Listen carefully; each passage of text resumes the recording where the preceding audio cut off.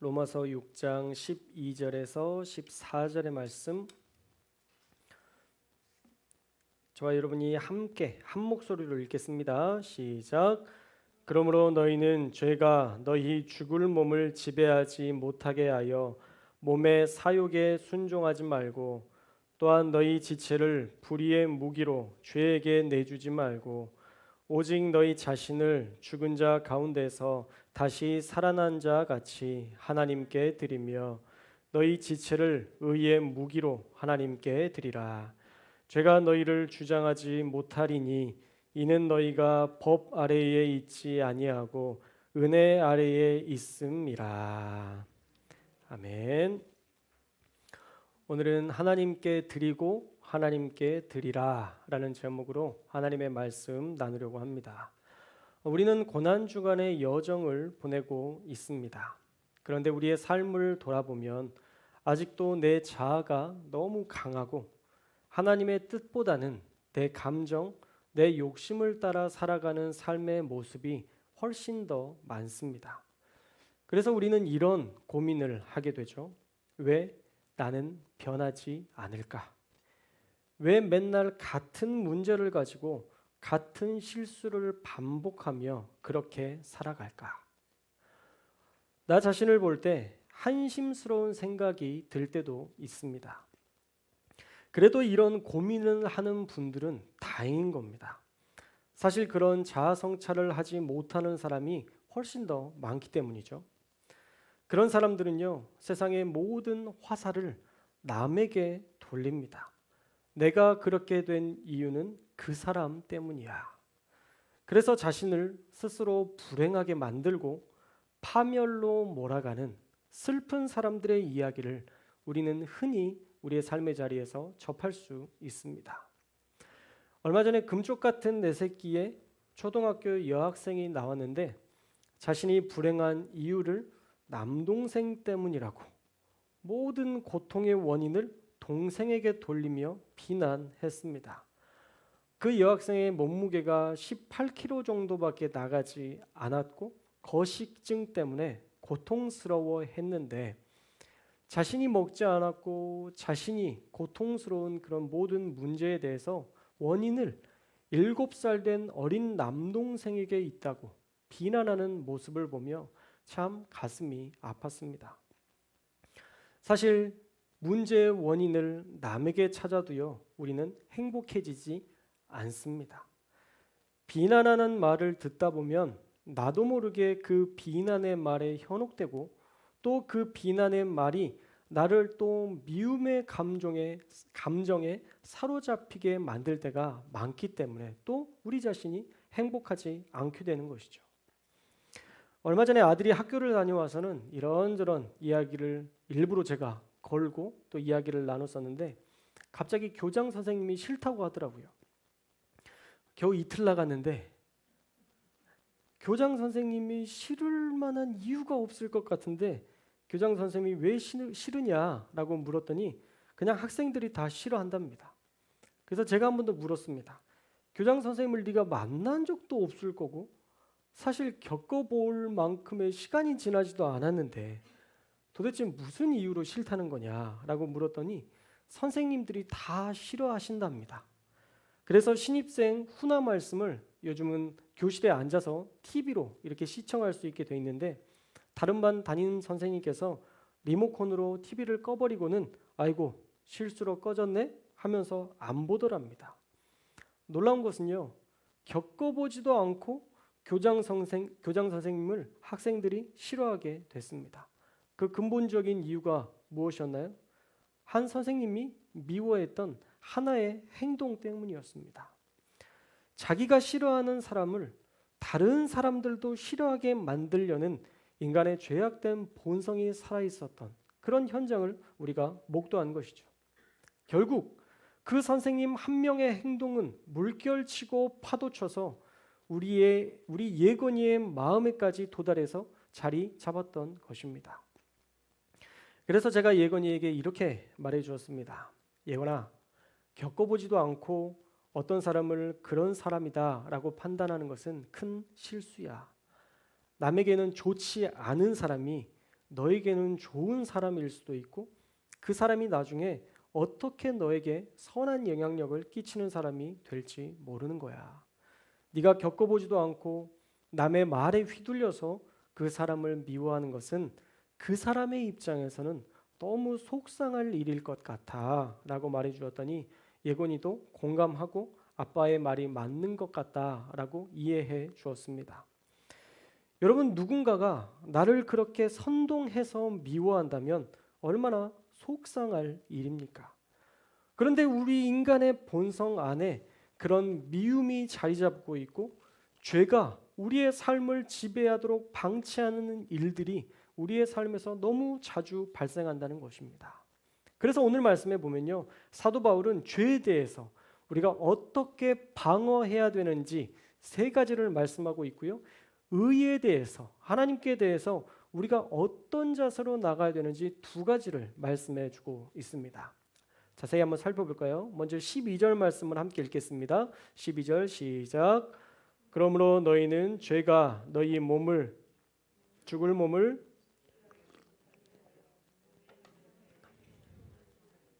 아멘. 첫째로는요, 죄가 너희 죽을 몸을 지배하지 못하게 하라라고 명령하고 있습니다. 11절까지는 이론적으로 이렇기 때문에 예수님께서 죽으셨고 부활하신 그 사건을 가지고 이론적으로 이렇기 때문에 우리는 더 이상 종노릇 할 수 없다라는 이론적인 내용들을 나열했다면 이제는 실천을 촉구하는 말씀인 것이죠. 이제 알았으니까 이렇게 살아라고 권면하는 말씀인데 그 첫 번째 권면이 죄가 너희 죽을 몸을 지배하지 못하게 하라는 것입니다. 쉽게 풀면요, 죄가 네 몸과 영혼까지 죽게 만들 수도 있으니 절대 죄에게 지배당하지 말아라 라는 명령인 것이죠. 죄가 우리의 몸과 영혼을 지배한다라는 것입니다. 이게 구체적으로 어떤 의미일까요? 그리고 하나님이 우리의 몸과 영혼을 지배한다면 그건 또 어떤 삶일까요? 간단하게 정리하면요, 죄로 사는 인생은 따라해 볼까요? 말씀이 없는 삶. 네, 죄가 지배하는 삶은요, 말씀이 없는 삶입니다. 말씀 없이 살아가는 인생은 반드시 죄로 이어지는 삶을 살아가게 됩니다. 그러면 인생에 가이드가 있어야 해야 할 것, 하지 말아야 할 것을 구분하게 되는데 인생에 가이드가 없으니까 그저 하고 싶은 대로 남이 하는 대로 마음 내키는 대로 살다가 결국 자신을 돌아보면 후회만 남더라는 것이죠. 남들도 다 애인 한 명쯤은 있으니 몰래 애인을 남들처럼 사귄 것뿐인데 어느새 들통이 나서 가정이 파탄나고 있는 현실을 직면하게 될 때 죄가 그 몸과 영혼까지 지배하여 죽게 만든다는 말씀이 그때야 비로소 이해가 될 것입니다. 만약 말씀을 듣고 그 말씀의 찔림으로 죄를 짓기 전에 돌이켰다면 생각은 죄로 이어지지 않았을 것입니다. 그러니 결국 말씀 없는 삶이 죄로 이어지게 되는 결과를 우리가 보게 되는 것이죠. 그래서요, 죄가 우리의 몸과 영혼을 죽이지 못하게 하려면 우리는 반드시 하나님의 말씀 안에 거해야 될 줄로 믿습니다. 여러분이 하나님의 말씀 예배하는 이 자리에 나왔기 때문에 여러분들은 충분히 죄를 이길 수 있는 하나님의 사람일 줄로 믿습니다. 둘째로는요, 몸의 사욕에 순종하지 말라고 명령하고 있습니다. 이 사욕이라는 말은 욕망, 동경이라는 뜻이고요. 순종은 여러분들도 잘 아는 것처럼 말을 듣고 따르는 것을 이야기합니다. 그래서 몸의 사욕에 순종하지 말라는 것은 몸이 원하는 욕망, 몸이 바라는 대로 순종하고 따르지 말라는 것이죠. 여러분, 인간을 지배하는 욕망 중에 가장 큰 욕망이 무엇일까요? 아마 성적인 욕망일 것입니다. 내 감정대로 순종하면 그 성적인 욕망은 결국 죄라는 결과를 초래하게 되고 죄의 값을 치르게 되는 파멸에 이르게 되는 것입니다. 또 물질에 대한 욕망이 있을 것입니다. 돈은요, 사람의 생명까지도 빼앗는 무서운 죄의 원천입니다. 정말 사이좋았고 친했던 친형제가 로또가 당첨된 이후에 칼부림이 나서 서로를 죽이려 했던 그 전주의 한 가족의 사건은 돈이 얼마나 무서운 결과를 초래하는지 분명히 보여주고 있습니다. 또 타인의 소유에 대한 욕심이 우리로 하여금 죄를 따르게 하기도 합니다. 남의 것을 보고 부러워하다가 훔치는 경우도 있고, 또 남의 것을 보고 부러워하다가 스스로를 열등감에 빠지게 하기도 합니다. 남에게 해를 입히거나 나 스스로에게 해를 입히는, 나 자신에게 해를 입히는 남의 소유에 대한 욕심도 결국은 사람을 죄의 결과, 즉 사망에 이르게 하는 것이죠. 그러니 이런 욕심에 우리의 마음을 두지 말아야 하는 것입니다. 사랑하는 여러분, 남의 것을 보고 부러워하지 않는 저와 여러분들 되시기를 주님의 이름으로 축원합니다. 여러분, 우리가 가진 것이면 충분합니다. 조금 더 좋은 것을 우리가 바라며 살지만 아니에요. 그냥 지금 우리가 가진 것이면 충분합니다. 그리고요, 결정적으로 우리는 이미 하나님을 가진 사람들입니다. 할렐루야. 정확히 말하면 하나님께 속한 사람이지만 우리가 떼부리고 투정 부리면 하나님은 그 떼부리고 투정 부리는 것도 다 들어주시는 하나님이시기 때문에 그런 앞발을 가진 사람으로서 우리는 우리가 가진 것을 충분히 여기며 하나님 한 분으로 만족하는 인생이 되어야 하는 것입니다. 그러니요, 남의 것을 부러워할 필요도 없고 우리가 가진 것을 자랑할 필요도 없습니다. 오직 저와 여러분은 우리 안에 계신 하나님만 자랑하며 살아가는 그런 하나님의 사람들이 되시기를 주님의 이름으로 축원합니다. 그렇게 살아갈 때 몸의 사욕에 순종하지 않는 하나님 한 분만으로 만족하는 인생이 될 수 있습니다. 셋째로, 너희 지체를 불의의 무기로 죄에게 내어주지 말라라고 명령하고 있습니다. 이 지체는 단순히 몸만을 이야기하는 것이 아니라 생각, 육체의 힘, 언어, 의지, 식욕, 성욕, 명예욕 등등 우리 인간 안에 있는 전 인격적인 모든 것을 말하는 것입니다.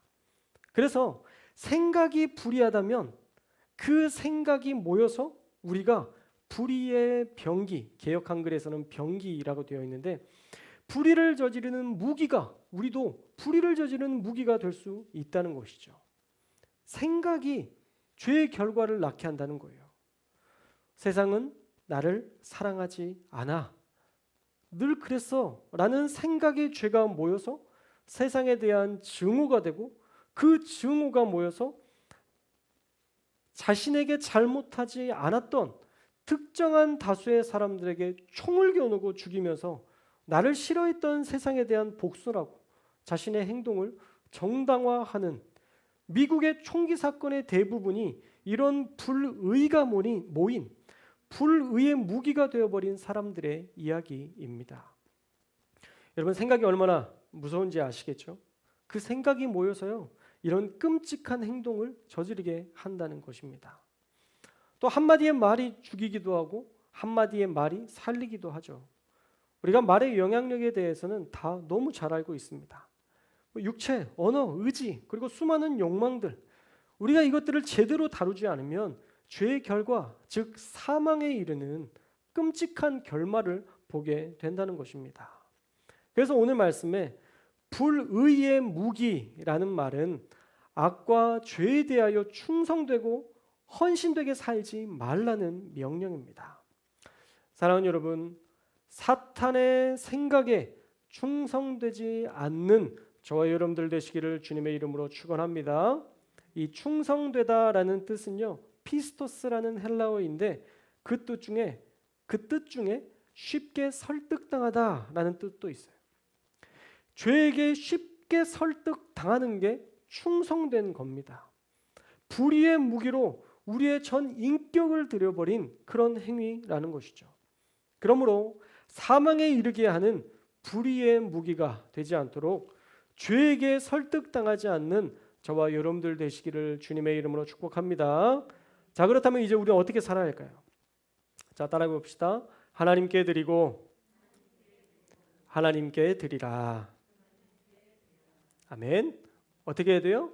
하나님께 드리고 하나님께 드리라. 자, 먼저 첫 번째로 하나님께 드리라라고 말씀할 때는 예수님처럼 우리를 하나님께 드리라라고 권면하고 있습니다.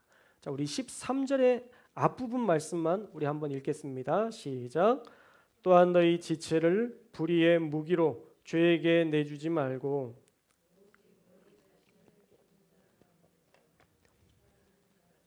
하나님께 드리며. 아멘. 자, 누구처럼 드리래요? 죽은 자 가운데서 다시 살아난 자같이. 누구예요? 눈만 좋으면 다 할 수 있는데 예수님처럼 하나님께 드리라라고 말씀하고 있습니다. 죽은 자 가운데서 다시 살아났던 예수님처럼 하나님께 온전하게 드리라는 거예요. 여러분, 예수님의 생을 살펴보면요, 이 세상에 내려와 인류의 죄를 대속하라는 하나님의 명령에 하나님의 아들이셨던 예수님은 순종하셨습니다. 그리고 말도 안 되는 트집과 고집으로 메시아를 조롱했던 자기 백성을 향해 예수님은 인내하셨습니다. 그리고 죽으면서까지 저들의 죄를 사해 주십시오. 저들은 자기들이 하는 일을 알지 못합니다. 라고 자신을 향하여 못 박고 창을 찔렀던 그들을 변호하셨습니다. 그게 그리스도인의 삶이 되어야 한다는 것이죠. 우리 예수님처럼 하나님께 온전히 드리는 삶, 내가 나를 주장하는 것이 아니라, 사탄의 생각이 나를 주장하는 것이 아니라 내 삶에서 하나님만 드러나시는 삶, 하나님께만 영광 돌리는 삶을 살아야 한다는 것입니다. 저와 여러분도 우리 예수님처럼 하나님께 드리는 죽은 자의 삶을 살아가시기를 주님의 이름으로 축원합니다. 마지막으로 너희 지체를 의의 무기로 드리라 라고 말씀하고 있어요. 13절 후반부에 보시면 너희 지체를 의의 무기로 하나님께 드리라 말씀하고 있습니다. 자, 의의 무기라고 하면 뭘까요? 아까 불의의 무기와 대조되는 말씀일 텐데 육체, 언어, 생각, 의지 그리고 수많은 욕망들이 하나님께로부터 오는 선한 은혜를 따라 사는 자들을 말하는 것입니다. 자, 그러려면 어떻게 해야 되는가? 오늘 말씀처럼 우리를 하나님께 맡겨야 하는 것입니다. 드리라라는 말씀은요, 정확히 번역하면 제공하기 시작하라 라고 해석이 됩니다. 주님이 핏값으로 우리를 사셨고 그분이 우리의 몸, 언어, 생각, 의지, 수많은 욕망들에 대한 권리가 있음을 인정하고 그분이 우리를 사용하시도록, 하나님께서 우리를 사용하시도록 우리의 모든 것을 내어 드리는 것, 그게 하나님께 드리는 삶의 모습이라는 것이죠. 즉 적극적으로 하나님께 영광 돌리는 삶을 살아라 라는 것입니다. 처음에는 뭐라고 했어요? 하나님께 드리라고 할 때 예수님처럼 죽음으로써 하나님께 영광 돌리라 말씀했고, 두 번째는 의의 무기가 될 수 있도록 너희가 적극적으로 세상을 살아가라 라는 명령인 것이죠. 그리고 다시 한번 우리가 자주 읽는 우리의 삶을 상기시켜주고 있습니다. 우리 14절의 말씀 함께 읽겠습니다. 14절 시작.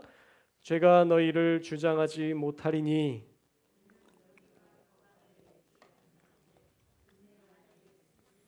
아멘. 사도 바울은요, 마지막에 완벽하게 모든 일에 대한 결론을 내고 있습니다. 죄가 너희를 주장하지 못한다. 죄는요, 우리 그리스도인들을 뛰어넘을 수 없습니다. 할렐루야. 죄는요, 우리 그리스도인들을 향해서 넘어지게 할 수 있는 힘이 없어요. 할렐루야. 그런데 뭐가 문제예요? 하나님이 우리에게 힘을 주시지 않나요? 그렇지 않아요. 우리가요, 불의의 무기가 되는 것을 기뻐합니다. 우리가요, 불의의 무기가 되는 것에 우리가 쉽게 설득당합니다. 우리가 조금만 싸우고 그 상황 가운데에서 우리의 삶을 하나님께 드리고 우리의 마음을 하나님께 드리고 우리의 생각을 하나님께 드리면 하나님의 의의 무기로서 살아갈 수 있었을 텐데 우리는 우리를 하나님께 드리지 못하고 결국은 사탄에게, 악한 생각에, 우리의 본능에 우리의 생각을 맡겨버리고 살아가는 그런 불의의 무기가 되어 살았다라는 것입니다. 사랑하는 여러분, 죄가 우리 그리스도인들을 주장할 수 없습니다. 주장하다라는 이 말씀은요, 이 종교개혁자 마틴 루터는 죄가 너희를 군림할 수 없다라고 선언하고 있습니다. 죄가 너희 위에서 군림할 수 없다. 은혜 안에서 죽는 삶을 하나님께 드리고 의의 무기로 적극적으로 살고자 하나님께 드리는 자는 절대 죄가 그 사람의 주인이 될 수 없다는 것입니다. 은혜 아래 있다는 것은 죄로부터 안전하게 격리되어 살아가는 상태를 말하는 것입니다. 죄로부터 안전하게 격리되어 살아가는 삶. 그러나 숨어서 살고 피해서 사는 삶이 아니라 세상 속에서 하나님과 더불어 적극적으로 살아가며 안전하게 보호받는 완전한 상태를 누리는 그것이 바로 그리스도인의 삶의 모습이고 그러한 삶이 은혜 아래 살아가는 모습이다라는 것이죠. 여러분, 아브라함 오늘 새벽 말씀에도 우리가 살펴보았지만 아브라함은 가나안 원주민에게 둘러싸여 있었습니다.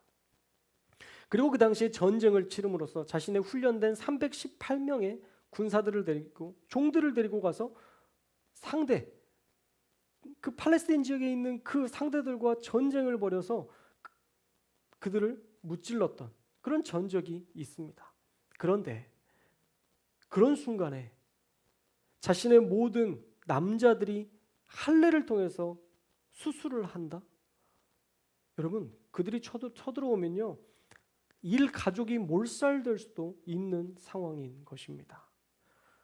그런데 그런 최악의 상태로 하나님께서 몰아가실 때에도 하나님께서 아브라함을 분명히 보호해 주실 것이라는 것을 믿고 아브라함은 할례 언약을 지켜냈습니다. 그리고 그때에 아무 일도 일어나지 않았습니다. 하나님께서 은혜 아래 아브라함과 그 모든 가족들을 보호해 주셨기 때문입니다. 아브라함의 그 순종을 하나님께서 기뻐 받으시고 그를 열국의 아비로 세우셨습니다. 꼭 1년 뒤에. 결국 은혜 아래 있음은요, 완벽한 보호 아래 있음을 뜻하는 것이고 우리가 마치 부족해 보이고 연약해 보이고 우리가 마치 손해를 볼 것 같은 불안감에 쌓여 있을 수 있는 그런 상황이지만 그러한 때에도 하나님의 완벽한 보호가 있는 상태를 의미하는 것입니다. 그러므로 저와 여러분이 더 이상 죄가 주인 노릇하지 못하도록 우리가 날마다 하나님을 신뢰하고 하나님을 초청하고 하나님의 생각대로 살아가는 저와 여러분들이 되시기를 주님의 이름으로 축원합니다. 오늘도 하나님께 드리고 내일도 하나님께 드리고 지금도 하나님께 드리고 10분 뒤도 하나님께 드리는 삶을 우리가 살아낸다면 우리는 마침내 은혜 아래에서 살아가는 것이 무엇인지 완벽하게 경험하는 저와 여러분의 삶이 될 줄로 믿습니다. 사랑하는 여러분, 오늘 말씀처럼 죄가 여러분의 몸을 지배하지 못하게 하나님을 붙들고 사시기를 주님의 이름으로 축복합니다. 여러분, 몸의 사욕에 순종하지 마시고 불의의 무기가 되지 않기를 주님의 이름으로 축원합니다. 그리고 그러기 위해서 예수님처럼 자아를 죽이는 삶으로 하나님께 드려지고 우리가 적극적으로 죄를 대적하기 위하여 의의 무기로 하나님께 드려지는 삶을 살아가는 저와 여러분들이 되시기를 바랍니다. 그럴 때 죄에 따른 심판의 법이 우리 위에 군림하지 못하고 은혜 아래 안전하게 격리되어 하나님의 보호를 받는 인생이 될 줄로 믿습니다. 한 주간 하나님께 드리며 하나님께 드리는 저와 여러분들 다 되시기를 주님의 이름으로 축원합니다. 기도하겠습니다.